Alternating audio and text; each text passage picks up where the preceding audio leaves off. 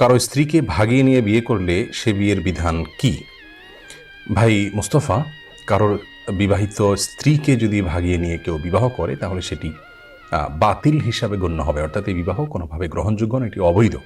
এই বিবাহ বিশুদ্ধ হবে না এবং অন্যের স্ত্রীকে ভাগিয়ে নিয়ে বিবাহ করার কারণে সে অনেক বড় ধরনের একটি অপরাধ করলো। বিবাহ তো বিশুদ্ধ হবেই না, উপরন্তু সে একজন মুসলিমের অধিকারকে খর্ব করলো, নষ্ট করলো। কোনো নারী যদি তার স্বামীর সঙ্গে ডিভোর্স হওয়া ছাড়া অথবা স্বামীর মৃত্যু ছাড়া তিনি যদি অন্যত্র নিজে থেকে সেদে গিয়ে কারোর সঙ্গে বিবাহ বন্ধনে আবদ্ধ হন, তাহলে সেক্ষেত্রে তিনিও পাপিষ্ঠ হলেন এবং ব্যভিচারী হিসাবে বিবেচিত হবেন। সূরা নিসার 24 নম্বর আয়াত এবং কোরআনে কারিমের 5 নম্বর পারার একেবারে প্রথম আয়াতে আল্লাহ রাব্বুল আলামিন বলেছেন আল মুহসানাতু মিনান নিসা ইলা আখিল আয়া, যে আয়াতে আল্লাহ রাব্বুল আলামিন বলেছেন যে সদবা কোনো স্ত্রীকে কেউ বিবাহ করতে পারবে না, অর্থাৎ কারোর স্ত্রী থাকা অবস্থায় অন্য